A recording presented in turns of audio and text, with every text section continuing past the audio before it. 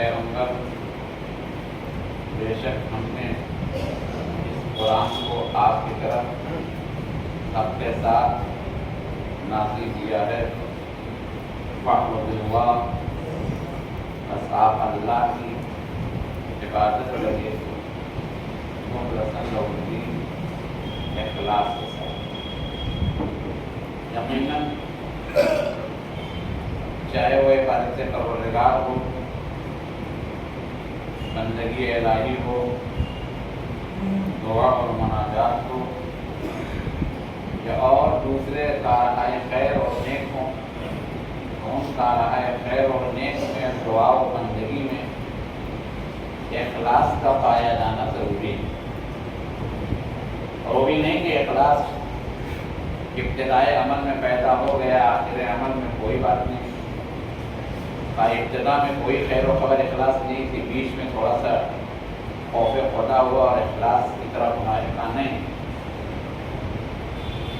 عمل شروع کرنے سے لے کر آخر انجام عمل تک منزل اخلاص پر انسان کو ثابت قدم رہنا چاہیے۔ لیکن زیادہ تر لوگ عمل انجام تو دیتے ہیں، نیکیاں کرتے ہیں، خیر و خیرات کرتے ہیں، غربہ پروری کرتے ہیں، دوسروں کے ضرورتوں کو پورا کرتے ہیں، سہارا بنتے ہیں بے سہاروں کا، لیکن اس میں ریاکاری ہے، لوگوں کی خوشنودی شامل ہوئی ہے۔ جس عمل میں بھی ذرہ برابر اگر ریاکاری، دکھاوا، شہرت، نام و نمود پیدا ہو گیا تو پھر آپ اطمینان رکھیے گا کہ ہمارا عمل جو ہے قابل قبول نہیں ہوگا۔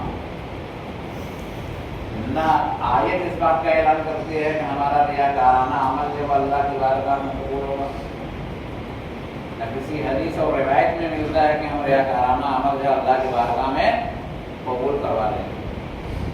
اچھا، ہر انسان کی یہ آرزو ہوتی ہے کہ ہم جو زحمت بدن برداشت کر رہے ہیں، جو ہم مال خرچ کر رہے ہیں، جو تکلیفوں اور مصیبتوں کا ہم سامنا کر رہے ہیں، تو یہ کہ عمل جو ہے اللہ کی بارگاہ میں قبول ہو جائے۔ کہا تمنائے قبولیت اعمال ہر فرد بشر کو ہوتی ہے، لیکن انجام عمل سے پہلے ہمارا اور آپ کا ضروری اور لازمی فریضہ زندگی یہی ہے کہ ہم اپنے عمل میں اخلاص پیدا کرنے کی کوشش کریں۔ جب تک عمل میں اخلاص نہ آئے گا اس وقت تک جو عمل قبول نہیں ہوگا۔ ہم نے قرآن کو آپ کی طرف حق کے ساتھ نازل کیا ہے۔ نزول قرآن کا مہینہ، مبارک مہینہ آپ، اس مبارک مہینے کا نام ہے ماہ مبارک رمضان، جو خود سازی کا مہینہ ہے، جو کردار سازی کا مہینہ ہے، جو اخلاق سازی کا مہینہ ہے، جو اپنے کو سنوارنے اور سدھارنے اور بنانے کا مہینہ ہے۔ لیکن اس مہینے میں قدم رکھنے سے پہلے بطور مقدمات اللہ نے اپنے بندوں کو رجب اور شعبان جیسے عظیم مہینے بھی عطا کیے ہیں، اور ان مہینوں کی روحانیت اور معنویت سے بندگان خدا نے کتنا فیض حاصل کیا ہے وہ خود جانتا ہے یا خدا جانتا ہے۔ وگرنہ کہا کہ دسترخوان رحمت الہی بچھنے سے پہلے ہم اپنی تشنہ روح کو اتنا تیار کر لیں کہ پھر ماہ رمضان کی برکتوں سے فیضیاب ہونے کے لیے، سیر و سیراب ہونے کے لیے مکمل طریقے سے آمادہ ہو جائے۔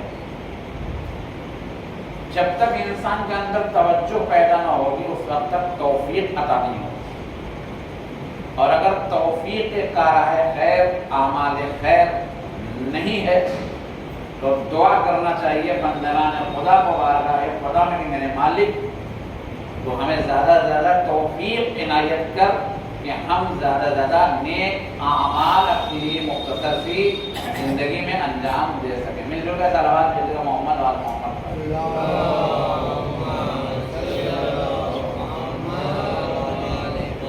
ماہ مبارک رمضان جہاں دن میں روزے، رات میں عبادتیں، شبائے قدر، اعمال، دعا، مناجات، اس کے لیے انسان پہلے سے وہیں پر کیا ہے تلاوت قرآن پاک. میں نے کیا کہا نزول قرآن کا مہینہ جس میں شبائے قدر آتی ہے، جس میں مقدر کی راتیں آتی ہیں، جس میں گناہوں کی بخشش کی راتیں آتی ہیں، جس میں عمل کے ساتھ ساتھ اظہار عقیدت کی بھی راتیں آتی ہیں، جو شبائے ضربت و شہادت ہیں. یقیناً ہمیں ان شبوں سے استفادہ ہے، لیکن اس کے ساتھ ساتھ جہاں مخصوص دعائیں ہیں، جہاں مخصوص نمازیں ہیں، جہاں دن کے روزے ہیں، جہاں رات کے قیام و قعود و عبادات و مناجات پروردگار ہے ماہ مبارک رمضان میں، وہیں پر ایک سب سے بڑی چیز کیا ہوتی ہے تلاوت قرآن پاک. قرآن خوانی کا سلسلہ تقریباً کم و بیش ہر جگہ آپ کو ملے گا. ماشاءاللہ یہاں پہ بہت زیادہ ہے آپ کے اطراف میں اور ہونا بھی چاہیے. ویسے بھی بقیہ دنوں میں اللہ کی کتاب کی تلاوت کرنا چاہیے انسان کو، تلاوت قرآن پاک کو فراموش نہ کیے. لیکن یہ ثواب ہے تلاوت قرآن اور بقیہ اعمال کے ثواب ماہ مبارک رمضان میں یہ بڑھ جاتا ہے. قرآن پڑھیں کیونکہ یہ بڑی مبارک کتاب ہے، بڑی بلند و بالا کتاب ہے، بڑی بابرکت کتاب ہے، بڑی باعظمت کتاب ہے، بڑی گران قدر کتاب ہے. یہ تو اتنی عظیم کتاب ہے، اتنی بابرکت کتاب ہے، اتنی گران قدر کتاب ہے کہ جس کا پڑھنا بھی عبادت ہے، جس کا دیکھنا بھی عبادت ہے اور جس کا سننا بھی عبادت ہے. کہا آپ قرآن کریم کی ایک آیت کی تلاوت کریں گے آپ کو 1000 شہید کا ثواب عطا کیا جائے گا. سرکار دو عالم ختم مرتبہ پیغمبر اسلام حضرت محمد مصطفیٰ صلی اللہ علیہ وسلم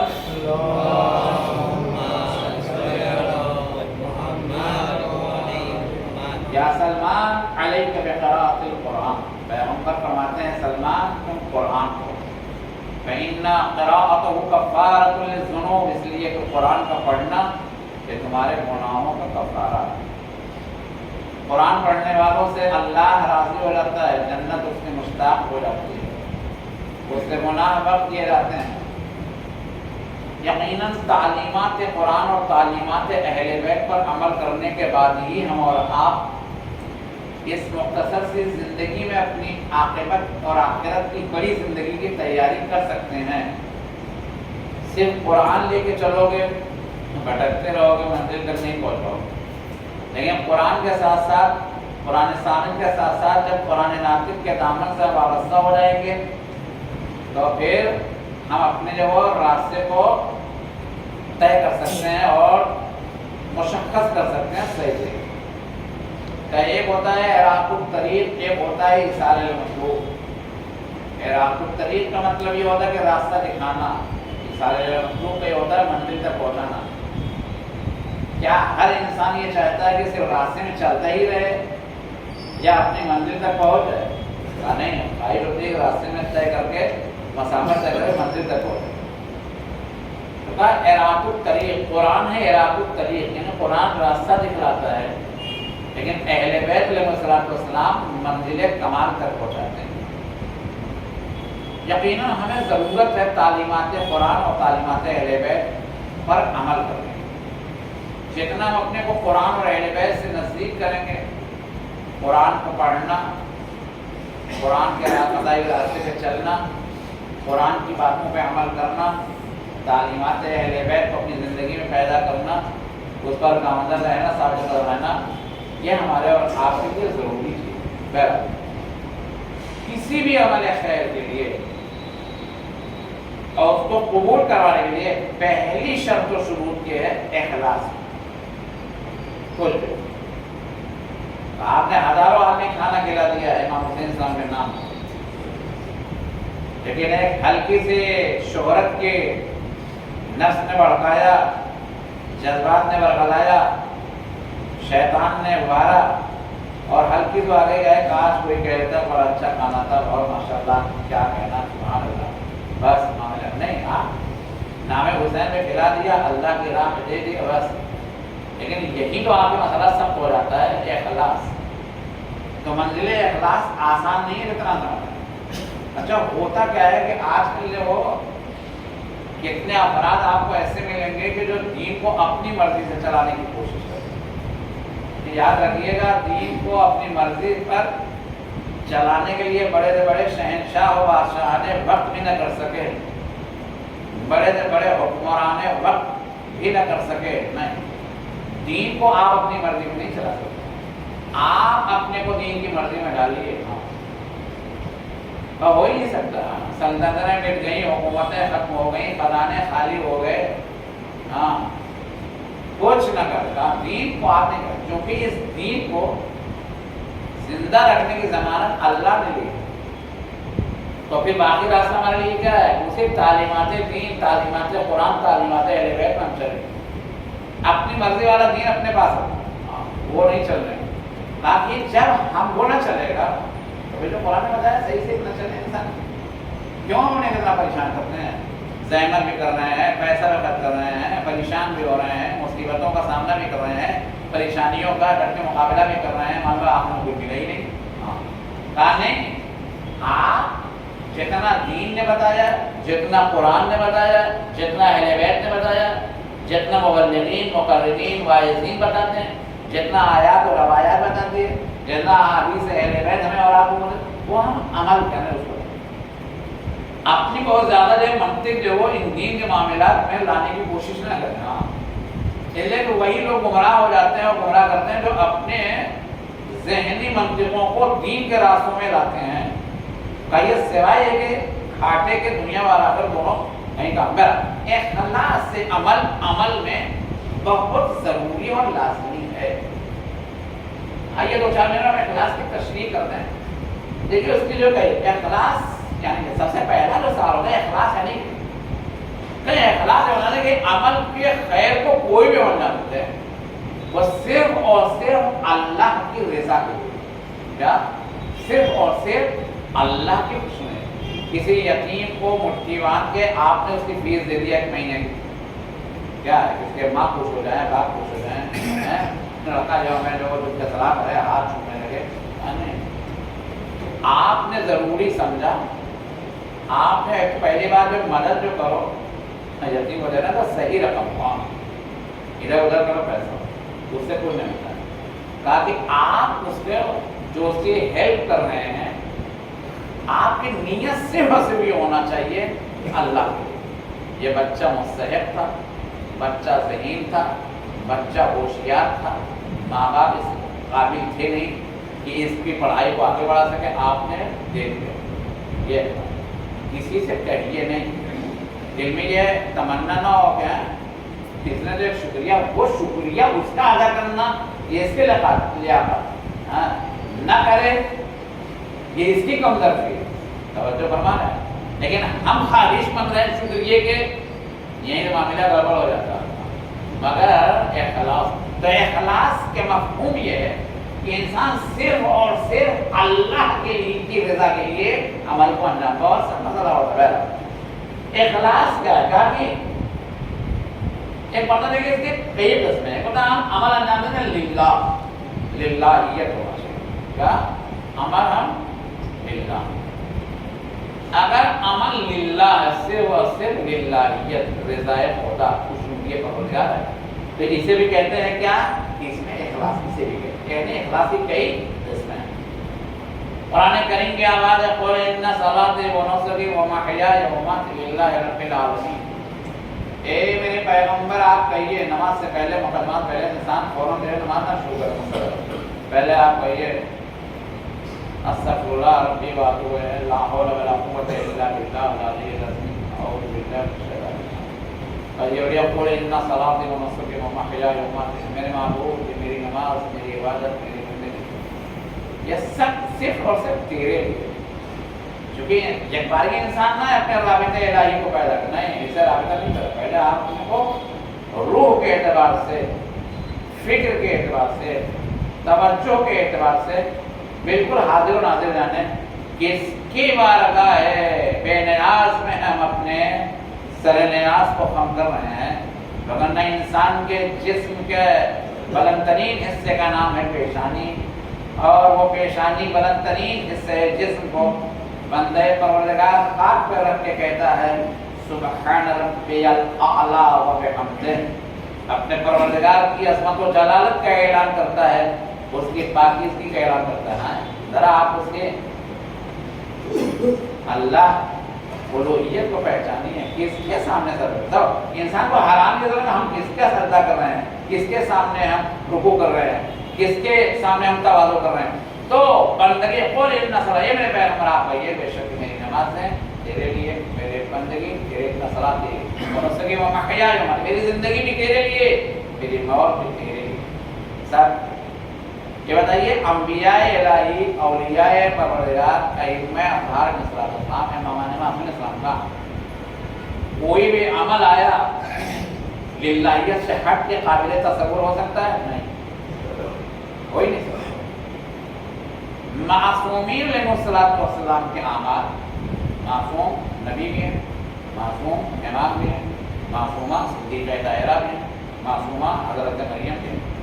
ان معصومین کے اعمال، انبیاء کے اعمال آیا قابل تصور ہیں؟ کس سے ہٹ کے ہوں؟ نہیں، للہیت ہے. تو ہمارا اور آپ کا کیا فریضہ زندگی بنتا ہے؟ ہم اپنے اندر ریاکاری کو بھگائیں، اخلاص کو لائیں تاکہ عمل قابل ہو. اس لیے کہ جب رزلٹ نکلتا ہے تو آپ نے دیکھا ہے کہ بچہ فل ہوتا ہے جب اچھا نمبر پاتا ہے، فیل ہو گیا کیا ہوتا ہے؟ وہ بھی مایوس، ماں باپ بھی مایوس، سرزنش، ڈانٹ پھٹکار، آنکھوں میں آنسو، ندامت و شرمندگی، پورے محلے میں شور، خرچ بہت کیا، لڑکا پاس نہ ہو سکا.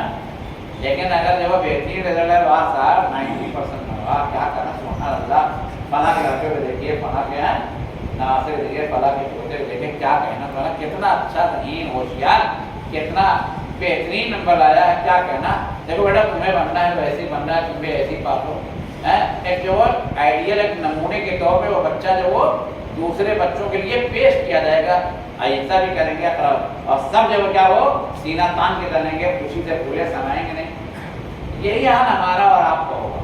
یہ دنیا امتحان کا ہے. امتحان جب دے کے جائیں گے قبر کی منزل پہنچنے پہ جو حشر و نشر کے میدان میں کھڑے کیا جائیں گے، وہاں پھر حساب و کتاب ہوگا. واہ بھائی سبحان اللہ، یہ تو یہ بھی تھے اور بچائے بھی ہیں، کیا کہنا، بڑے ہوشیار انسان تھے. اور لیکن اگر کیا تو بہت کچھ بچا، کچھ نہ پائے. تو وہاں پر یہ کیا ہے، سوائے نہ تو پھر دوبارہ بھیجے جا سکتے ہیں، نہ دوبارہ پھر تیاری کر سکتے ہیں. یہاں تو چانسز ہیں دوبارہ آپ جب پڑھ لیجیے دوسرے سال امتحان پاس ہو جائیے. وہاں یہ سب چکر وکر نہیں ہے، جو کیا تو کیا، گئے تو گئے. چلو تاکہ انسان کو تصور، بس میں نے ختم کرنے میں تو اگر اخلاص عمل میں للہیت تو بے. دوسرے کیا ہے کہ اگر عمل ہم نے کہا حبا للہ انجام دینا، اللہ کی محبت کے لیے، وہاں میں کہتا ہے للہ، اللہ کے لیے، یہاں اللہ کی محبت میں ہم کوئی عمل انجام دے رہے ہیں. وَيُطْعِمُونَ الطَّعَامَ عَلَىٰ حُبِّهِ مِسْكِينًا وَيَتِيمًا وَأَسِيرًا. وہ لوگ جو کھانا کھلاتے ہیں اللہ کی محبت میں، یتیم کو، مسکین کو، اسیر میں تو بھی وہ اخلاص ہے، وہ اسے بھی اخلاص ہو گئی. کہا اگر ہمارا عمل شکر للہ ہو، اللہ نے ہمیں کوئی اچھا کام کرنے کی توفیق تو ہمیں شکر ادا کرو، تو پھر کیا ہے وہاں پر شکر للہ اگر ہے تو بھی یہ اخلاص ہے. سرکار دو عالم نے اتنی زیادہ عبادت کر کہنے والا کہا ہے میرے امیر آپ اتنی عبادت کر رہے ہیں، اتنی عبادت والا پیغمبر کہا اللہ آپ کا شکورا، کیا چاہتے ہو میں اللہ کا شکر گزار بندہ نہ بنوں؟ دیکھیں نعمتیں لے کر کھا کے اکڑنے والے اور ہوتے ہیں، نعمتوں کے لینے کے بعد، استعمال کرنے کے بعد، کھانے کے ساتھ ساتھ شکر خدا ادا کرنے والے، اور شکر کرتے رہیے نعمتوں کا. کم ملے تو بھی شکر، زیادہ ملے تو بھی شکر. زیادہ مل کے کیا ہوگا جب نکل جاتا، زیادہ مل کے کیا کریں گے جب جاتے کار سے ہٹ جائیں، زیادہ لے اور اسکول لے کیا کریں گے ہمارے بچے بیٹھ جائیں گے، زیادہ لے کے کیا کریں گے جب زندگی میں سکون ہی نہ ہوگا. ہاں سب سے زیادہ سکون کس میں ہوتا ہے؟ جتنا رابطہ اللہ سے، اللہ سے رابطہ کہتے ہوئے دعا نماز وغیرہ. میں نے عبادت سے بات کر کیا تھا، عبادت پیغمبر نے کہا اللہ اپنا شکورا، کیا میں خدا کا شکر گزار بندہ نہ بنوں؟ میں نے جس آیت کریمہ کو اپنا عنوان سخن قرار دیا تھا کیا تھا؟ پیغمبر اِنَّا أَنزَلْنَا إِلَيْكَ الْكِتَابَ بِالْحَقِّ، اے میرے پیغمبر بے شک ہم نے اس کتاب کو یعنی قرآن پاک کو آپ کی طرح حق کے ساتھ نازل کیا، فَاعْبُدِ اللَّهَ مُخْلِصًا لَهُ الدِّينَ، بس آپ بندگی کیجئے اخلاص نیت کے ساتھ۔ صرف پیغمبر سے مراد یہاں پہ نہیں ہے، پیغمبر سے مراد نہیں امت پیغمبر، ہمیں اخلاص ہے، لیکن یہ شرط جو ہے وہ یعنی شرط قبولیت اعمال جو ہے یہ اخلاص، یہ بہت سخت مرحلہ ہے، ہم کوشش کریں۔ دیکھیے کوئی ایسی چیز نہیں ہے کہ جس کو اللہ نے اپنے بندوں کو انجام دینے کا حکم دیا ہے اور وہ بندوں کی طاقت و توانائی سے بالا کر نہیں، لا یکلف اللہ نفسا الا وسعها، قرآن کی آواز، اللہ اپنے بندوں کو کسی ایسے چیز کے انجام دینے کی ذمہ داری نہیں دیتا ہے جس کو نبھانے کو انجام دینے کو طاقت و توانائی نہ ہو۔ اللہ نے نہیں کہا ہم لوگ آپ کو پیدا اڑنے کے لیے، نہیں، اللہ نے ہم کو نہیں کہا کہ آپ جو ہے کہ وہ پیر اوپر کر کے چلیے، نہیں، کوئی نہیں پائے گا۔ کیوں؟ اللہ اپنے بندوں سے صرف وہی چاہتا ہے جس کو آپ کر سکتے ہیں، جتنا آپ کے امکانات۔ لا یکلف اللہ، خدا تکلیف نہیں دیتا ہے نفسا کسی بھی انسان کو الا وسعها، مگر اس کی وسعت طاقت کے اعتبار سے، اس کی حدود طاقت کے اعتبار سے۔ یقیناً کسی قرآن اور اہل بیت کی تعلیمات پر عمل ہونے کے لیے، کسی نانا کی سیرت پہ چلنے کے لیے، کسی بابا کے بتائے ہوئے راستے پہ چلنے کے لیے نواز رسول حسین ابن علی نے 28 ہجری کو جب مدینے سے سفر کیا اور اتنی بڑی قربانی اللہ کی بارگاہ میں پیش کیا تو یقیناً میرا عزیزو کتنے عظیم قربانی دے گی، جہاں ابتدائے عمل سے لے کر آخر انجام عمل تک حسین کے ہر جگہ للہیت کی نظر آئی، ہر جگہ خوشنودی پروردگاری نظر آئی، اس لیے کہ جب 28 رجب 67 ہجری کو حسین مدینے سے چلے ہیں تو پہلے ہی فقرہ زبان پہ آیا تھا انا للہ و انا الیہ راجعون۔ سوال اس بات کا ہے کہ آخر حسین ابن علی نے مدینے میں کیوں 28 رجب کو یہ جملہ کہا انا للہ و انا الیہ راجعون؟ میرے عزیزو اس لیے کہ سارے واقعات کربلا نگاہ حسین ابن علی میں مجسم ہو گئے تھے، تو پہلے ہی فقرہ جو زبان اقدس حسین ابن علی پہ آیا وہ یہی کہ انا للہ و انا الیہ راجعون، ہم اللہ کے لیے ہیں اور ہمیں اللہ کی بارگاہ میں پلٹ کے ڈالا ہے۔ 6 مہینے تک یہ سلسلہ چلتا رہا، جب عاشور کے میدان میں آخری آسمان شہادت کا ننھا ستارہ جب حسین کے ہاتھوں پر تیر غرولہ کے نشانہ بنا اور اس کے بعد جب حسین خون میں ڈوبی ہوئی 6 ماہ کے بچے کی میت کو لے کر خیمے کی طرف چلے تو پھر زبان پہ وہی فکر آیا انا للہ و انا الیہ راجعون، بے شک ہم اللہ کے لیے ہیں اور اللہ کی بارگاہ میں رکھتے ہیں۔ انا للہ و انا الیہ راجعون، وسيعلم الذين ظلموا أيما منقلب ينقلبون إلى أهلهم مسرورا فأبيها وبعلها وبنيها والسر المصور۔ پروردگار ہمارے اس سمن کو قبول فرما، بیمار بیٹھتے عابدی بیمار کربلا میں شفا عاجل عنایت فرما، جو مقروض قرض سے سبودوش فرما، پریشان حال ان کو پریشان سے نجات دے، ہمیں تعلیمات قرآن و تعلیمات اہل بیت پہ رہنے چلنے عمل کرنے کی توفیق کرامت فرما، مناوت رشدی کی توفیق عنایت فرما، ظہور امام میں تعدیل فرما، سب شمار امام میں اعوان و انصار فرما۔ ایک فاتحہ مرحوم حضرت علی محمد علی